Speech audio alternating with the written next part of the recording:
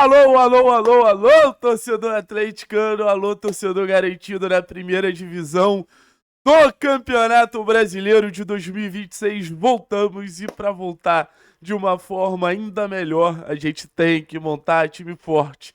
E eu espero, ao longo desse finalzinho de novembro, dezembro e janeiro, poder trazer muitas informações para vocês, muitas informações em primeira mão, porque o mercado da bola do Atlético agora vai começar. O Atlético sabe qual vai ser o calendário da temporada que vem, óbvio, já vinha existindo todo um mapeamento. Agora a gente vai contar um pouquinho das coisas que a gente já descobriu.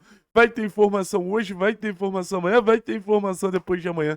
A gente tenta trazer todo o cenário que acontece nos bastidores do Furacão. Então deixa o like, se inscreve no canal, é muito importante. A gente tá na luta aí pra bater 31.500, falta pouquinho, aí você me ajuda depois a 600, 700, 800, até chegar aos 32 mil, quem sabe até o final do ano a gente não consegue essa meta, beleza? Vamos falar sobre o mercado da bola e volto a dizer assim, é muito importante a gente entender o momento do mercado da bola que o Atlético se encontra.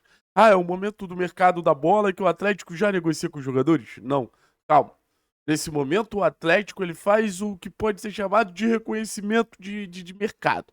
O Atlético bate na porta de um time da Série A, o Atlético bate na porta de um staff, o Atlético bate na porta de um time de um destaque da Série B, e a partir disso ele vai entendendo, ele vai mensurando, pô, esse jogador tá pedindo tanto, esse jogador topou vir, aquele jogador, pô, provavelmente vai acertar muito em breve com outro time. Por exemplo, tem um destaque do futebol nacional que o Atlético bateu na porta, o jogador tá negociando com o futebol japonês. Vou contar em breve pra vocês quem é. Mas será que o Atlético vai conseguir trazer? Então esse mapeamento de mercado é muito importante para saber até onde o Atlético pode ir e quem realmente está disponível e disposto a vestir a camisa do Furacão. Beleza? O primeiro ponto é esse. Agora vamos falar dos nomes, né? Vocês estão ansiosos para os nomes. A gente está olhando muito pro Fortaleza, tá, gente? Então aí eu posso falar com tranquilidade para vocês. Já foi uma temporada desse ano que a gente conseguiu trazer o Dudu, a gente trouxe o Tobias, a gente trouxe o Santos, todos do Fortaleza, e se dependesse a gente teria trazido o Lucas Sacha, e é exatamente o Lucas Sacha um dos interessados que a gente tem na equipe do Fortaleza, um jogador que vem fazendo um campeonato brasileiro de destaque, mesmo com a campanha ruim do Leão. A gente sabe que já era um jogador muito querido pelo técnico da Rielma, mas vem mantendo um nível muito interessante na disputa do Campeonato Brasileiro. A gente fala do líder de desarmes do Campeonato Brasileiro, a gente fala do segundo jogador com mais interceptações no Campeonato Brasileiro. Então, um jogador que nessas estatísticas defensivas vem sendo fundamental para o Leão, com certeza um dos melhores do Brasil. Eu sei que o torcedor do Atlético tá meio de saco cheio da situação do Lucas Sacha, mas a gente tem que entender. O Lucas Sacha estava disposto a vir. O Lucas Sacha queria vir. A proposta que o Atlético fez pro Lucas Sacha foi ótima e ele topou. O Lucas Sacha tinha pedido camisas do Atlético para distribuir entre seus familiares. É o nível de acerto que existia entre Lucas Sacha e Atlético. O Fortaleza não liberou o jogador.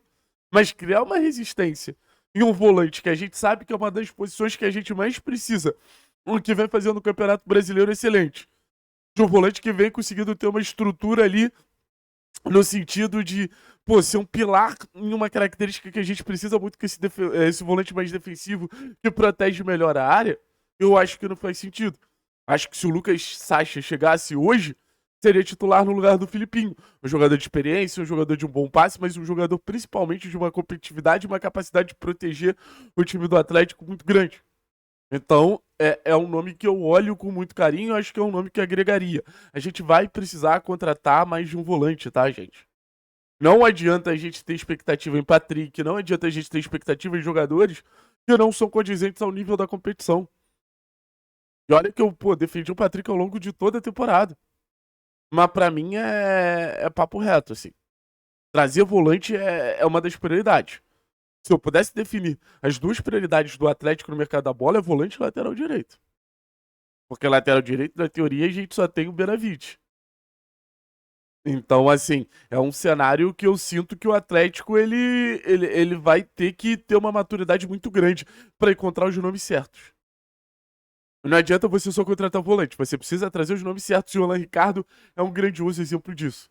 E não é à toa que o Atlético está interessado em outro volante do Fortaleza. Esse aí é um volante que é um pouquinho mais meia, pode jogar tanto mais à frente, mais atrás.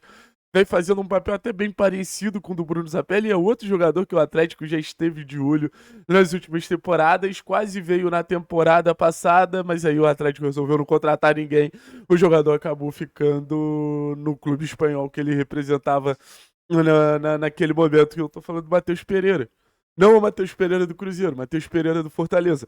O jogador que começou como camisa 10 e foi dando passos para trás, vem sendo também um dos destaques do Fortaleza nessa reta final, um dos poucos jogadores que eu considero tecnicamente acima da equipe do Fortaleza, um jogador com muita qualidade de passe, um dos melhores jogadores em passes progressivos no Campeonato Brasileiro.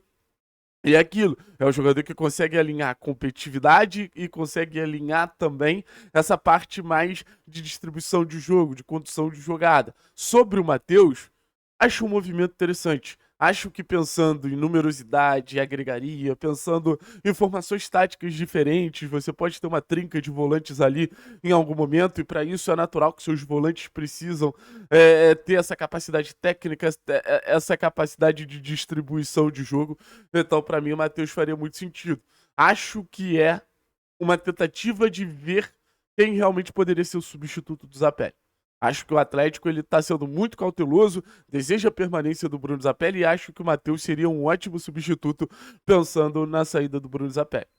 Ter Matheus e o Bruno Zapelli, um luxo. É realmente um privilégio que eu acho que poucos times do futebol brasileiro têm volante com tanta capacidade de distribuição de jogo, de construção de jogada, mas aí você tira espaço de dois jogadores que eu acho que precisam ter espaço na temporada que vem. Dudu, que aí beleza, é um jogador que joga um pouquinho mais à frente, e o João Cruz. Então, será que o Matheus Pereira é mesmo necessário? Será que é o perfil de jogador que a gente precisa? Ou talvez não faça mais sentido a gente trazer um jogador que atue um pouquinho mais na frente para fazer um pouquinho mais de companhia ao Leozinho, ao Dudu, e aí você teria Lucas Sacha, traria mais um volante, teria o Filipinho, teria o João, teria Zapelli ali na volância. Então, assim, o Atlético não é aquele time com dinheiro infinito. Cada reforço do Atlético precisa ser muito bem pensado. Não desgosto do Matheus. Acho que o Matheus pode agregar. Mas acho que é uma posição que, querendo ou não, a gente já tem ali um pilar técnico absurdo, que é o caso do Bruno Zapelli. Então, ficaria de olho. Mas, óbvio, gosto dos nomes, acho que são dos nomes que agregam. Acho que são mais nomes que, se a gente for olhar para um cenário de mercado, são nomes que é a partir dali que eu acho que o Atlético tem que seguir buscando soluções no mercado da bola. Então, vamos ver o que vai acontecer daqui para frente. Vamos ver se o Atlético vai realmente conseguir um acerto com esses jogadores. Mas garanto a vocês que são dois nomes em pauta e dois nomes que devem aparecer aí o mais rápido possível a partir do momento que o Atlético começa as movimentações de mercado. Tamo junto, Aras.